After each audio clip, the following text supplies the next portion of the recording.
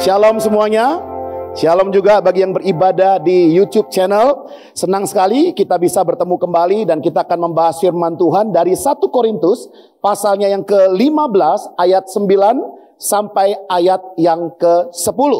Dan saya memberikan tema khotbah hari ini adalah pekerjaan anugerah Allah. Kita ulang sekali lagi. 2, 3. Pekerjaan anugerah Allah. Mari kita baca firman Tuhan di dalam 1 Korintus 15 ayat 9 sampai yang ke-10. Firman Tuhan berkata demikian. Sebab akulah yang paling hina dari semua rasul, bahkan tidak layak disebut rasul, karena aku telah menganiaya jemaat Allah. Namun karena anugerah Allah, aku adalah sebagaimana aku ada sekarang, dan anugerah yang diberikannya kepadaku tidak sia-sia. Sebaliknya, aku telah bekerja lebih keras daripada mereka semua, tetapi bukan aku, melainkan anugerah Allah yang menyertai aku. Inilah tulisan Paulus, inilah pengakuan Paulus ketika dalam perikop ini bicara tentang kebangkitan Kristus. Jadi kita melihat di situ ada kata anugerah yang diulang-ulang pada ayat yang ke-10. Kita bisa lihat di situ kata anugerah itu bahasa Yunaninya adalah charis. Charis ya. Dan ini bicara tentang grace, tentang kasih karunia Allah, pemberian, kebaikan Allah yang tidak pernah menuntut, itu kindness. Ya, kemudian favor, anugerah itu sendiri disebutkan 3 kali sehingga kita bisa melihat bahwa Paulus mempunyai konsep hidupnya. Dia tidak memberikan ruang secuil pun untuk kekuatan manusia ada di situ. Dia tidak memberikan ruang sekecil pun untuk dia menyombongkan dirinya. Dimulai dengan apa? Anugerah Tuhan diberikan. Anugerah Tuhan bekerja. Anugerah Tuhan memampukan. Bapak Ibu Saudara, ini hal yang penting untuk kita pahami. Bahwa seperti yang diajarkan dalam firman Tuhan, ternyata kehidupan kita jika kita bisa hidup, melayani, bekerja, sampai hari ini, semua tidak ada secuil pun hasil kerja kita. Semua karena anugerah Tuhan. Amin. Ya. Nah, oleh karena itu, pentingnya kata anugerah ini, maka judul firman Tuhan hari ini adalah, apa sih yang dikerjakan oleh anugerah Allah? Maka dalam pendahuluan saya mau sampaikan begini, yang menjadi kenyataannya justru banyak orang menganggap remeh anugerah atau kasih karunia Allah. Maksudnya Pak Anta? Iya. Ada orang-orang yang berkata begini, nggak apa-apa berdosa hari ini, besok dan lusa. Kan besok lusa ada anugerah Tuhan, ada pengampunan. Ya, bahkan ada yang bercanda, tapi menurut saya bukan candaan. Ya Pak, kalau Senin sampai Sabtu mah kita nggak apa-apa lah Pak. Ya berdosa-dosa dikitan, Minggu bertobat Pak. Dia kan Tuhan yang penuh kasih. Saudara, kita tidak perlu mempertanyakan apakah Tuhan mengasihi orang berdosa. Tidak perlu kita mempertanyakan apakah Tuhan mencintai, mengampuni kita. Iya, jawabannya pasti iya. Tuhan pasti mengampuni kita, Tuhan mencintai kita, mengasihi kita. Dia melakukan segala-galanya supaya kita bisa diselamatkan. Maka pertanyaannya bukan kepada Tuhan lagi. Sekarang pertanyaannya kepada kita, apakah kita mengasihi Dia? Kalau kita mengasihi Dia, kita tidak akan menyakiti hatinya. Kalau kita mengasihi Dia, kita tidak akan mempermainkan Dia. Ya atau ya? Halo? Kita punya orang-orang yang kita kasih di dunia. Istri, anak, teman, sahabat. Apakah kita mempermainkan Dia? Hanya mengasihinya di hari-hari tertentu. Sisanya kita melukai Dia. Tentunya kita yang duniawi saja kita tahu. Bahwa mengasihi seseorang itu bukan hanya di hari-hari khusus. Valentine baru mengasihi. Kalau tidak, kita sakiti. Tidak. Maka firman Tuhan di kitab Roma pasal 2 ayat 4, saudara bisa baca, ya, saya akan bacakan kitab Roma pasal yang kedua, ayat yang ke-4a dan b. Menarik ini. Dikatakan firman Tuhan kepada jemaat di Roma saat itu, ya, dikatakan begini, apakah engkau menganggap sepi kekayaan kemurahannya, kesabarannya, dan kelapangan hatinya? Tidak tahukah engkau bahwa maksud kemurahan Allah ialah, kita baca bersama-sama, 2, 3, menuntun engkau kepada pertobatan. Maka jangan main-main dengan berkata bahwa Tuhan penuh kasih karunia, Tuhan penuh anugerah, saya setuju, sehingga Anda boleh hidup semau sendiri, boleh berdosa semau sendiri, boleh melakukan apapun semau sendiri, tidak bisa saudara. Karena kemurahan Allah ternyata apa? Anugerah Tuhan bukan hanya sebatas pemberian saja.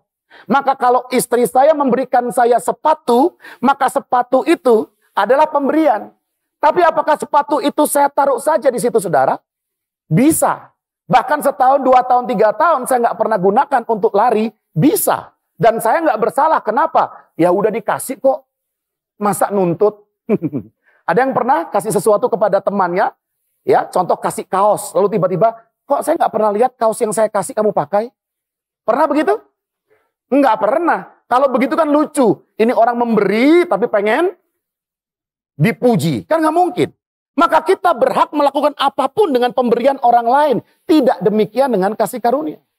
Kasih karunia diberikan kepada saudara, itu bukan hanya, ya terima kasih Tuhan buat keselamatan yang kau berikan, terima kasih buat kekuatan yang kau berikan, terima kasih buat anugerah yang kau berikan, lalu that's it, selesai dan tidak berbuat apa-apa. Tidak, saudara. Mari kita lihat ada bagian ayat yang dikatakan, tetapi bukan aku, melainkan anugerah Allah yang menyertai aku. Jadi aku yang melakukan sesuatu, tapi bukan aku, kata Paulus, tetapi anugerah Allah yang menyertai aku. Jadi anugerah melakukan sesuatu melalui Paulus. Saudara, jangan pernah kita puas dan berhenti hanya, terima kasih Tuhan, engkau telah bekerja di dalamku. Engkau telah mengubah hidupku. Engkau telah menjadikanku baru. Jangan puas di situ. Mulailah berkata, Tuhan bekerjalah melalui aku. Tuhan berkatilah dia lewat hidupku. Tuhan pakailah aku supaya kabar kebenaran, kabar baik itu sampai kepada mereka. Maka orang yang hidupnya penuh dengan anugerah, punya kasih karunia daripada Tuhan, dia tidak pernah hidup untuk hanya dirinya sendiri. Tapi dia mengizinkan Tuhan bekerja lewat dirinya. Yang setuju katakan amin. Dan ini bicara tentang keaktifan. Beritahu sebelahnya katakan aktif. Aktif. Kalau kita dapat hadiah dari orang lain, ya tadi contohnya sepatu, kaos, silakan saudara taruh di sebuah pojokan dan tidak lakukan apapun, silakan. Tapi anugerah Tuhan tidak diperuntukkan hanya untuk dipajang. Di situ ada sebuah tujuan. Maka anugerah, kalau kita lihat 2 Timotius 2 ayat 1, firman Tuhan berkata apa saudara? 2 Timotius 2 ayat yang pertama. Sebab itu anakku, jadilah kuat oleh anugerah dalam Yesus Kristus. Puji Tuhan. Paulus tidak berbicara kepada Timotius, jadilah kuat dan banyak berfitness ya. Jadilah kuat dengan makan yang bergizi, dengan olahraga teratur, tidak. Jadilah kuat oleh anugerah Tuhan. Karena dia masih muda, usia 30-an, sudah jadi gembala. Dia bertemu dengan orang-orang lebih tua. Dan dia juga mungkin ada rasa takut. Maka Paulus berkata kepada Timotius, Tuhan tidak memberikan kepadamu roh ketakutan, tapi roh yang membangkitkan kekuatan. Maka jadilah kuat di dalam anugerah Tuhan. Anugerah Tuhan adalah kekuatan dari Allah. Anugerah Tuhan membuat kita yang hina jadi mulia. Membuat kita yang sesat menemukan jalan. Kita yang harusnya masuk neraka memiliki surga. Kita yang harusnya hidupnya terkutuk tapi diberkati. Itulah anugerah Tuhan. Yang setuju katakan amin. Nah mari kita lihat 2 ayat ini, ayat 9 dan 10 dari 1 Korintus pasal 15, menjelaskan tentang apa saja yang dikerjakan oleh anugerah Allah dalam diri orang percaya. Mari kita lihat, kalau anugerah itu sifatnya adalah aktif di dalam hidup kita, apa saja yang anugerah kerjakan di dalam kita, yang seharusnya orang percaya kita responi. Ayat 9, mari kita baca bersama-sama. Ya, yang pertama ayat yang ke-9. 1, 2, 3. Sebab akulah yang paling hina dari semua rasul. Bahkan tidak layak disebut rasul karena aku telah menganiaya jemaat Allah. Saudara, kalau kita baca ayat 8 dan 9 itu nggak bisa dipisahkan sebenarnya. Ya, saya mau baca ayat 8 dulu, saudara, dikatakan begini. Yang paling akhir dari semuanya, ia menampakkan diri juga kepadaku, kata Paulus. Sama seperti kepada anak yang lahir sebelum waktunya. Baru dia menjadi dari penjahat, dia bertemu dengan Tuhan di jalan dalam keadaan kondisinya orang jahat. Dia bertemu dengan Tuhan walaupun tidak face to face. Dia dengar suara Tuhan. Maka dia berkata, aku seperti anak yang sudah, dewasa atau sebelum waktunya. Dan yang menarik di situ adalah, sudah perhatikan baik-baik, dia yang terakhir bertemu. Dan bertemunya pun nggak face to face. Siapa yang face to face? Murid-murid Tuhan Yesus, betul? Ya, dan juga ada beberapa wanita yang di situ. Kita tahu kisahnya, ada banyak orang yang melihat Yesus berhadapan muka, tapi Paulus tidak pernah. Dia bertemu dengan Tuhan setelah kebangkitan. Nah, saudara, ini bicara tentang apa? Bahwa kasih karunia menyadarkan kita tentang ketidaklayakan kita. Yang setuju katakan amin. Kasih karunia membuat kita sadar aku tidak layak. Maka setiap kali kita mendengar kata anugerah, harusnya kita ingat. Ketika dengar kata anugerah, saya harus ingat, iya, hidupku ini bukan aku tapi Kristus. Kemampuanku bukan aku tapi Kristus. Kepandaianku bukan aku tapi hikmat dari Allah. Dan saudara perhatikan baik-baik, di ayat ke-8 dikatakan yang terakhir dan paling hina. Ternyata paling hina itu ya, elakistos. Elakistos itu artinya terkecil. I am the least. I am, kata I am, maka kata akulah yang paling hina, akulah yang terkecil, itu bentuknya present. Maka bukan I was the least, yang dulu kecil sekarang besar. Ya, somse banget. Sombong sekali somse itu. Atau I will be the least. Tidak juga. Sekarang aku gede, nanti aku rencananya akan jadi kecil. Enggak. Tetapi I am the least. Maka Paulus menyadari setiap saat dalam langkah kehidupannya, dia adalah yang terkecil. Walaupun orang respect atas pelayanannya, orang respect atas apa yang dia lakukan, tetap dia berkata, aku yang terakhir, aku yang terkecil. Menganggap diri bahkan tidak pantas sebagai rasul. Kita bisa lihat ya, Kisah Rasul pasal 1 ayat 21. Kisah Rasul pasal 1 ayat 21. Saudara, kisah ini yang menarik adalah bahwa Yudas Iskariot harus digantikan dari 11 murid supaya jadi 12 lagi. Maka kita lihat ayat 21, 22. Jadi harus ditambahkan kepada kami seorang dari mereka yang senantiasa datang berkumpul dengan kami selama Tuhan Yesus bersama kami. Jadi standarnya apa penggantinya? Dia adalah orang yang bertemu muka dengan Yesus. Yang bersama-sama dengan Yesus. Yaitu mulai dari baptisan Yohanes. Dikasih periode saudara. Ini syaratnya. Sampai hari Yesus diangkat ke surga. Meninggalkan kami. Untuk menjadi saksi dengan kami tentang kebangkitannya. Paulus nggak ketemu Tuhan Yesus. Paulus nggak ikut ketika menerima amanat agung. Nggak ada Paulus. Maka saudara perhatikan baik-baik. Dia berkata. Kalau saya harus masuk ke kelompok 12 rasul. Aku nggak layak. Karena aku nggak ketemu dengan Yesus. Rasul itu 12 itu, bukan aku. Saudara, luar biasa. Anugerah membuat kita sadar diri. Bahwa apapun pencapaian, apapun kehebatan yang Tuhan titipkan, itu semua karena Tuhan. Beritahu sebelahnya dengan mata melotot, karena Tuhan. Amin. Maka Bapak Ibu Saudara, kita bisa lihat di ayat-ayat lainnya. Bahkan kalau kita lihat di Matius 25 ayat 32 sampai 46. Ada kisah perumpamaan tentang domba dan kambing. Pada akhir zaman, nanti Tuhan akan memisahkan. Ada domba di sebelah kanannya, ada kambing di sebelah kirinya. Lalu kemudian, yang belum pernah baca saya akan ceritakan. Ya. Tuhan berkata kepada domba, domba, ikutlah perjamuan dengan aku. Maka domba diajak ke surga oleh Tuhan. Kemudian domba berkata, Tuhan berkata begini, kamu saya ajak, ya ini bahasa saya sendiri, karena kamu senantiasa melayani aku. Ketika aku tidak punya makanan, kau beri makan. Ketika aku tidak punya tumpangan, kau berikan aku tumpangan. Ketika aku dalam penjara, kamu temani aku. Yang menarik, domba berespon begini.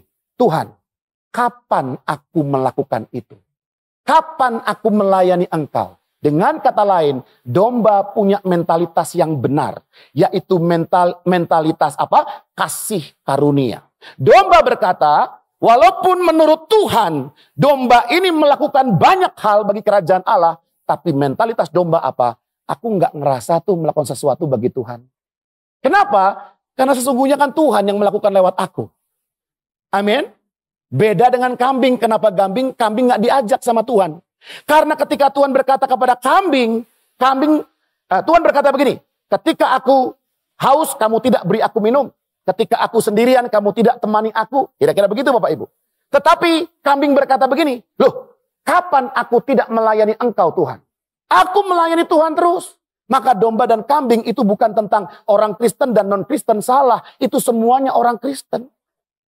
Tapi Kristen yang kambing ini, ya ini domba ya tadi ya. Ya betul ya, ini domba, ini kambing ya. Berarti ke sini. Kristen yang kambing ini, dia merasa sudah melakukan banyak hal, lalu wajar dong, berhak dong saya masuk surga. Saudara, konsep kasih karunia-Nya, anugerahnya hilang. Kita diselamatkan oleh anugerah, Efesus 2 ayat 18-19. Kalau kita ikut kelas encounter, semua sudah di dalam kepala. Sudah hafal semuanya. Amin. Beritahu sebelahnya yang belum ikut encounter, daftar. Bapak Ibu Saudara yang di rumah juga, apa itu encounter? Telepon ya, nanti akan ikut bersama-sama. Nah, jadi perhatikan baik-baik. Ketika kambing ini merasa berhak, disitulah dia tidak berhak. Maka ketika saya nanti di ranjang kematian saya, kemudian ada yang bertanya kepada saya, Pak Pendeta, Bapak ini bentar lagi mati masuk mana? Lalu saya berkata, surga dong. Kenapa masuk surga? Ya kan saya pendeta. Ah, itu salah. Ya kan saya pendeta, ya kan saya khotbah, ya kan saya. Nggak bisa, itu password yang salah. Yang benar adalah karena Kristus telah menebus dosa saya. Amin. Maka mulai hari ini kita bisa lihat, Yohanes 3 ayat 16 saudara, firman Tuhan berkata apa? Karena begitu besar kasih Allah, semuanya dimulai dari kasih Allah, bukan dari kasih kita. Halo? Ya, ada di slide silakan. Semuanya dimulai dari kasih Allah. Maka kasih Allah itulah yang membuat kita mampu dan kita diselamatkan. Hari ini aplikasinya apa? Bapak Ibu Saudara, tetaplah rendah hati, tetaplah bersyukur. Beritahu sebelahnya, tetap rendah hati, tetap bersyukur. Ketika Anda mendengar kata anugerah, bersyukurlah. Terima kasih Tuhan, satu hari lagi aku bisa buka mata. Saudara, tiap hari kita tutup mata, lalu kita buka lagi. Lalu malam kita tutup lagi, paginya kita buka lagi. Amin. Pastikan setiap kali pagi kita buka, kita bersyukur. Karena ketika tutup, kita nggak bisa bersyukur lagi. Iya atau ya? Halo? Oleh karena itu, bersyukur kepada Tuhan. Terima kasih untuk anugerah-Mu. Maka anugerah yang pertama, dia menyadarkan kita tentang ketidakpantasan kita. Ketidaklayakan kita di hadapan Tuhan. Tapi Tuhan yang membeli, harganya lunas dibayar buat kita. Dengan nyawanya sendiri. Amin. Yang kedua, mari kita baca. Yang kedua, firman Tuhan berkata ayat 10a. Namun karena anugerah Allah, aku adalah sebagaimana aku ada sekarang. Dan anugerah yang diberikannya kepadaku tidak sia-sia. Perhatikan baik-baik. Bukan hanya anugerah itu menyadarkan kita tentang ketaklayakan kita, tapi ternyata anugerah memberikan perubahan kehidupan. Anugerah yang kita miliki dari Tuhan, dia berkuasa untuk merubah kehidupan kita. Ya, ada frasa tertulis sebagaimana aku ada sekarang. Jadi Paulus sedang membandingkan aku yang dulu penjahat penganiaya jemaat, sebagaimana aku ada sekarang menunjukkan perubahan. Transformasi kehidupan, ya. Dan kita lihat ada kata karena anugerah Allah itu bicara bahwa anugerah Allah itu menjadi sarana perubahan. Karena kasih karunia Allah, ini sarananya, maka aku sebagaimana aku sekarang. Orang yang hidup dalam anugerah Tuhan, hidupnya tambah baik. Karakternya tambah serupa Kristus.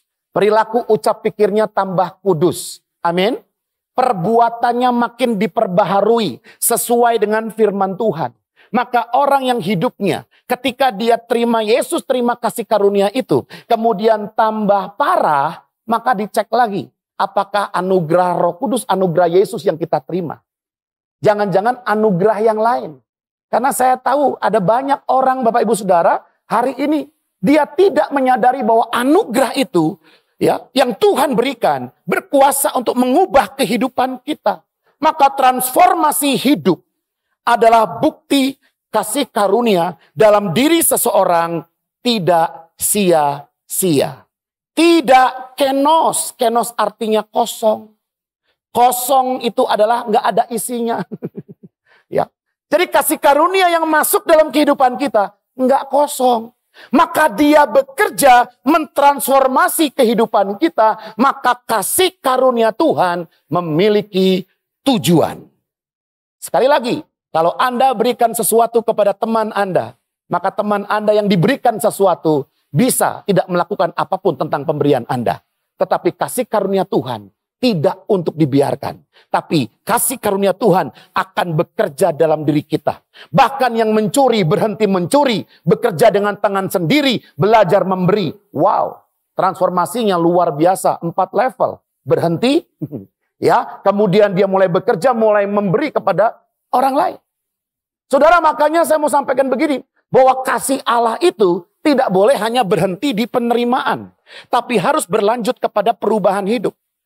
Ya, kita diskusikan saudara di sebuah kelas. Maka gereja-gereja hamba Tuhan sudah banyak ada yang menerima LGBT.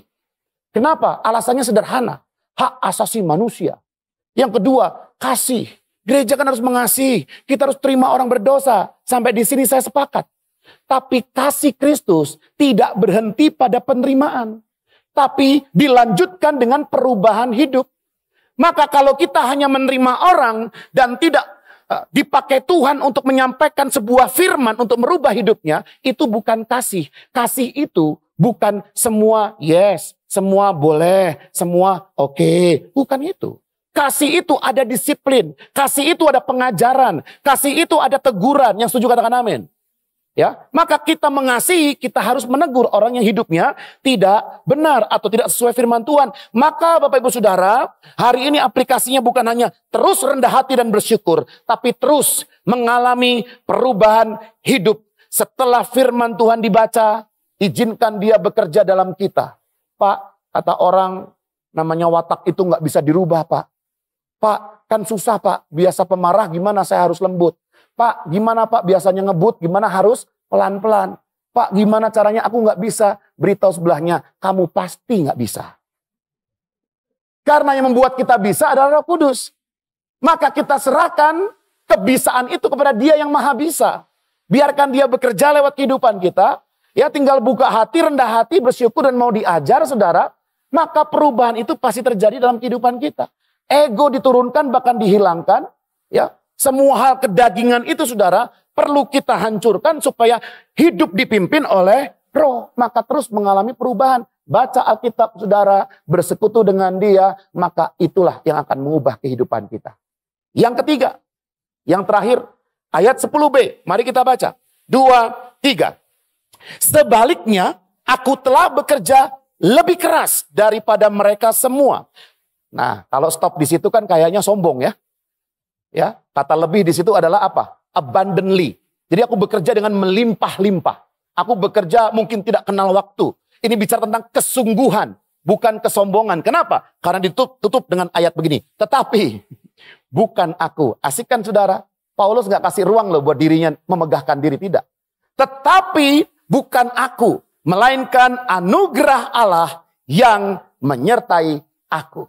Anugerah menyadarkan ketidaklayakan kita sehingga kita bisa bersyukur. Anugerah, ya saudara, memberikan perubahan transformasi kehidupan buat kita. Sehingga kita makin hari makin serupa Kristus. Dan yang ketiga, anugerah memampukan kita bekerja keras bagi Tuhan. Maka anugerah itu membuat kita menyadari. Karena ada anugerah Tuhan, karena ada kekuatan Tuhan, maka kekuatan ini yang akan saya gunakan. Karena ada kekuatan Tuhan, maka kekuatan ini yang akan saya pakai menjalani kehidupan saya. Di dalam kehidupan pribadi, di dalam pekerjaan kita, di dalam pelayanan kita, kita gunakan kekuatan Tuhan. Anugerah bukan untuk kita bermalas-malasan. Saudara, ya, anugerah tidak pernah meniadakan kelemahan atau kesusahan. Gak pernah. Ya. Kalau kita dapat anugerah Tuhan, hidup bersama kasih karunia-Nya, maka tidak ada masalah dalam kehidupan. Siapa bilang saudara? Ya, bahkan di awal sudah di DP. Kamu akan dihina, kamu akan menderita, ya. Kamu akan mengalami penganiayaan karena namaku. Maka saudara kita bisa lihat 2 Korintus 12 ayat 9. 2 Korintus 12 ayat yang ke-9. Kita bisa lihat sebentar. Firman Tuhan berkata begini. Namun jawab Tuhan kepadaku. Ini ketika Paulus berdoa supaya duri dalam dagingnya dicabut. Cukuplah anugerahku bagimu. Sebab justru dalam kelemahan lah kuasaku menjadi sempurna. Dia sudah perhatikan baik-baik. Yang menarik di sini adalah ketika Paulus ya hidup dalam anugerah Tuhan, dia berhadapan dengan kelemahan juga. Dia berhadapan dengan kesulitan juga. Bahkan saudara, frasa bekerja keras, kopiau, ya. Frasa bekerja keras, kopiau, itu artinya berjerih lelah disertai kesukaran. Jadi bukan hanya aku bekerja jam 9 sampai jam 5 sore cukup selesai. Bukan hanya itu, saudara. Tetapi bekerja keras di tengah ada kesulitan, masalah, persoalan. Gimana sih saudara? Ya, kita lagi mau bekerja, tapi ada orang mau lemparin kita batu. Gimana sih saudara? Kita lagi mau ngetik, lagi mau bikin presentasi proposal, ada orang yang mau tangkap bunuh kita. Bahkan Paulus dilemparin batu, dirajam. Orang pikir mati, ditinggalkan, masih hidup. Bayangkan saudara, Paulus pernah di titik di mana dia dianggap kayaknya udah mati. Ya, udah mati. Ya, ditendang-tendang mungkin. Mati nih, ternyata masih hidup. Itulah Paulus. Maka kita bisa lihat di dalam 2 Korintus 11, 23 sampai 28, itulah penderitaan, kesukaran, kesulitan, tantangan, you name it. Yang Paulus alami mengikut Tuhan. Kita bisa menderita karena kita hidup dalam kebenaran. Kita bisa menderita karena ada orang yang mau melukai kita. Kita bisa menderita karena kita percaya kepada Kristus. Itulah penderitaan yang seharusnya kita lewati. Bukan menderita karena kebodohan kita. Bukan menderita karena kesalahan sendiri. Bukan menderita karena kita tidak disiplin hidupnya. Bukan itu. Tapi penderitaan karena kebenaran. Anugerah bukan alasan untuk bermalas-malasan. Anugerah adalah alasan untuk kita bekerja keras dengan kesungguhan. Amin Bapak Ibu Saudara. Amin. Maka hari ini kalau Anda yakin bahwa ada kasih karunia Tuhan dalam hidupku, beritahu sebelahnya, kerja sungguh-sungguh. Belum semuanya. Kerja sungguh-sungguh. Yang di rumah beritahu sebelahnya, katakan kerja sungguh-sungguh. Melayani sungguh-sungguh. Berbisnis dengan sungguh-sungguh. Amin. Mengasihi keluarga sungguh-sungguh. Mau ditambahkan boleh juga. Kalau liburan sungguh-sungguh juga. Boleh. Ya. Kita lakukan semuanya untuk Tuhan, bukan untuk manusia. Itulah kekuatan Allah. Ya, masa kita mendiskon kekuatan Dia, saudara? Kekuatannya penuh dalam kita kerjanya begini-begini aja.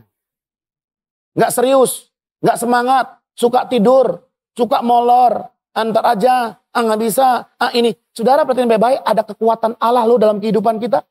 Maka kita tinggal dipakai, mau nggak kita menggunakan kekuatan Tuhan ini. Maka aplikasinya, teruslah melayani pekerjaan Tuhan. Amin. Ini aplikasi buat kita. Terus melayani. Jangan lelah bekerja di ladangnya Tuhan. Amin. Jangan lelah. Kenapa kita nggak bisa lelah? Nggak akan pingsan. Karena ada kekuatan Tuhan dalam diri kita. Nah saudara, saya ingin bersaksi kali ini ya sedikit. Saya ingin bersaksi bahwa hari Selasa worship leader kita Pak Hendra bertanya kepada saya tentang apa tema khotbahnya. Maka akhirnya saya memberikan nas dari ini. Ya 2 Korintus 15, 9 dan 10 dengan temanya ada kasih karunia atau anugerah. Saudara, siapa tahu bahwa hari Jumat saya mengalami hal itu. Hari Jumat saya mengalami kasih karunia Tuhan. Kenapa? Karena pada hari Jumat itu saya mengantar adik saya ke Jakarta Eye Center Primasana di Tanjung Priok untuk cek mata. Karena mata kirinya baru operasi, mata kanannya sedang dilaser, ya agak menjadi kabur, bukan agak lagi, karena sakit gula. Ya, obat gulanya 5 tahun tidak diminum, maka langsung ke mata. Nah saudara, di belakang ada mama saya, depan sebelah kiri adik saya. Dan seperti biasa, yang tidak biasa adalah, saya menggunakan mobil istri saya, yaitu mobil tahun 2015. Berarti sudah 8 tahun. Ini biasa mobil hanya dipakai buat dari rumah, sekolah, rumah, pasar, rumah, sekolah, rumah, pasar. Ulangi terus saja saudara setiap hari. Ya, tetapi saya berpikir, kayaknya nanti ini ada ganjil genap. Maka mobil punya istri saya ini genap sesuai dengan keadaan hari itu. Maka saya pinjam dan saya pakai. Nah ketika pakai, ada di jalan tol di depannya UBM, saudara. Itu saya ada jalur 1, 2, 3, dan 4. Jalur paling kanan 4. Saya di jalur 3. Kemudian saya mau salip dan ke kanan mau masuk jalur 4. Saudara kalau lagi mau nyalip ngegas nggak? Ngegas. Depan mobil berhenti, saudara. Maka terjadilah tabrakan beruntun. Inilah mobil istri saya. Dan saya bilang minta maaf. Ya. Tapi bukan ini yang penting lagi, saudara. Yang penting adalah kita shock. Kenapa? Itu keras sekali. Mobil paling depan itu Mazda yang katanya dia punya sistem bisa berhenti sendiri. Ya, yang katanya dia pakai cruise control. Lalu kalau ada rem mendadak mesin mati sendiri. Kan bahaya juga saudara. Ya, maka dia berhenti, kemudian Expander tabrak, kemudian Innova tabrak, kemudian saya tabrak terakhir. Masih bersyukur, apalagi orang Indonesia, untungnya belakang nggak nabrak lagi. Itu keras sekali sampai saudara perlihatkan. Ini airbag bisa keluar. Jadi saudara, inilah bukti bahwa mobil ini bagus. 8 tahun airbagnya keluar dengan bau-bau kimia apa saudara. Langsung ke muka, langsung semuanya. Dan adik saya itu kan badannya gede, 100 kilo saudara. Dia bersaksi begini, saya nggak tahu kok. Kayak ada yang pegangin dan nggak maju gitu kan. Ya, dan tangan dia sebelah kelingkingnya robek karena terkena gesekan dari airbag itu. Ya, kemudian saya juga pokoknya tiba-tiba begini semua. Mama saya, karena kan nggak punya pengalaman nabrak saudara. Mama saya ketika udah mau dekat, dia bilang, anta, badannya maju. Maka tangannya, dia nggak pakai seatbelt, maju kan. Maka tangannya kena ke belakang kursi saya, bengkak di sini. Tapi nggak apa-apa, dipijat. Ya, dan dadanya ini memar sakit. Nah, kemarin pulang ke Pekalongan akan ronsen. Saudara, yang menarik adalah apa? Kita bersyukur. Masih hidup, saudara. Itu oli keluar, semua cairan keluar di depan itu sudah asap udah ya. Saya lagi berpikir yang pertama kalau itu buang. Selesai. Terus kalau itu nggak keluar airbagnya, kita yang keluar kan? Saya berpikir lagi saudara, kalau itu di dalam mobil adalah Joyce Jeremy dan istri saya. Maka seringkali Joyce Jeremy itu nggak mau di depan, duduk di belakang. Dan disiplin pakai seatbelt di belakang itu nggak terlalu disiplin. Kayak Joyce itu hanya beberapa kali aja. Tapi setelah itu copot lagi. Maka saudara ini pengertian buat saya kita semua. Ya. Itu kalau nggak pakai seatbelt, begitu buang, itu pasti mental tembus kaca saudara. Dan puji Tuhannya lagi, kacanya nggak pecah. Udah sekeras itu. Yang saya mau sampaikan adalah apa? Ya, istri saya nanya, kamu nggak shock? Ya shock, tapi saya nggak trauma. Hanya saja, besok harinya saya sudah berubah cara nyetirnya saudara. Jadi Sabtu Minggu ini hari 2 hari ya. Sudah berubah. Kemarin kita ke Sentul. Istri saya udah, nah gini dong enak. Ternyata bisa juga loh yang nyetir begini. Sekarang saya kalau nyetir jaraknya jauh. Karena ketika jarak makin jauh saya bisa lihat keadaan kanan kiri. Ya atau ya? Makin saya dekat dengan mobil depan, saya nggak kelihatan di sini. Maka saya menjauh. Begitu udah begitu, saya udah berhenti. Berhenti. Aduh Bapak Ibu Saudara coba nanti ikut mobil saya. Saya udah jadi orang baik. Baik banget. Pelan-pelan. Ya. Jadi istri saya berkata kemarin bersaksi begini. Wah, saya tidak mengalami lagi rem-rem yang begini kan. Ya. Tapi di sini saya bersyukur saudara. Saya bersyukur.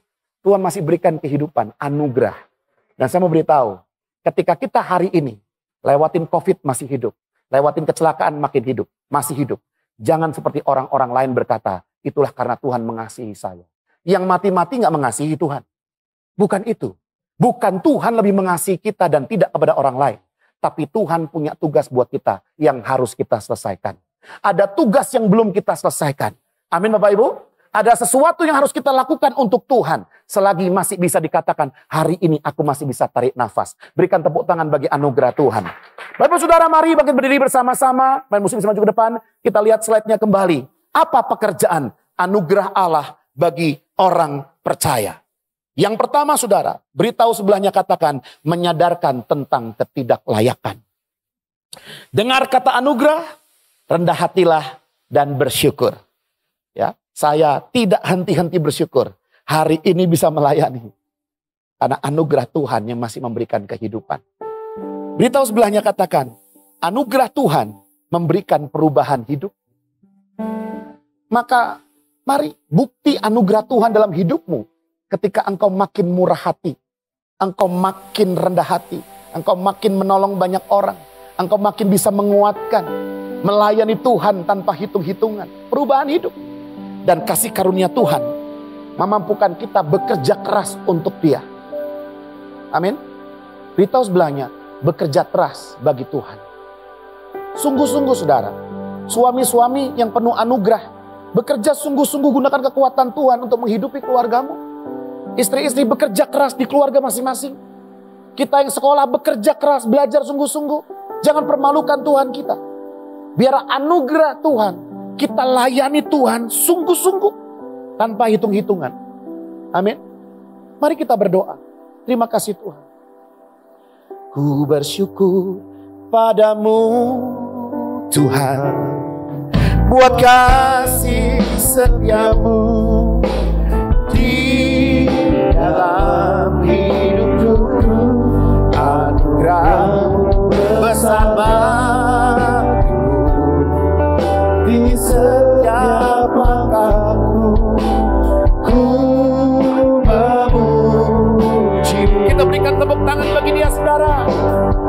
Haleluya. Ku bersyukur padamu Tuhan, buat kasih setiamu di dalam hidupku. Anugerah-Mu besar bagiku di setiap langkahku. Ku memuji-Mu, ku memuji-Mu, ku memuji-Mu, ku memuji-Mu Tuhan, ku memuji-Mu. Kita berikan sorak-sorai bagi dia. Terima kasih Bapa, karena anugerah-Mu kami bisa hidup sampai hari ini. Terima kasih. Ini artinya kami percaya Tuhan, bahwa anugerah-Mu menyadarkan kami bahwa kami hanyalah manusia biasa yang dibeli oleh Tuhan di atas kayu salib, dan hidup kami adalah milik-Mu. Kami mengerti anugerah-Mu akan terus mengubah hidup kami dan bahkan memampukan kami bekerja keras bagi-Mu. Terima kasih Bapak, biarlah firman Tuhan ini menjadi kekuatan dan ingat-ingatan bagi kami semua anak-anak-Mu, dan kami mempraktikkan firman-Mu dalam kehidupan kami. Terima kasih Bapak, dan juga pada kesempatan ini kami berdoa bersama-sama. Kami bersyafaat bagi bangsa Indonesia. Mari kita berdoa Bapak Ibu Saudara. Ucapkanlah berkat bagi bangsa kita, supaya bangsa ini diberkati. Menjelang pemilu juga Tuhan yang campur tangan bagi bangsa kami. Kami percaya ada shalom turun bagi bangsa Indonesia. Bahkan bangsa ini terus Tuhan sertai gereja-gereja-Mu. Orang-orang yang akhirnya bertobat, terima kabar baik. Mereka boleh membuka hatinya kepada kebenaran. Berkati presiden, wakil presiden, DPR, MPR, perangkat, semuanya Tuhan, para menteri, supaya mereka semua bisa berjumpa dengan kasih Allah. Terima kasih Tuhan, kami juga berdoa untuk jemaat-Mu di tempat ini. Jemaat-Mu Tuhan yang lemah letih lesu berbeban berat, Tuhan berikan kelegaan.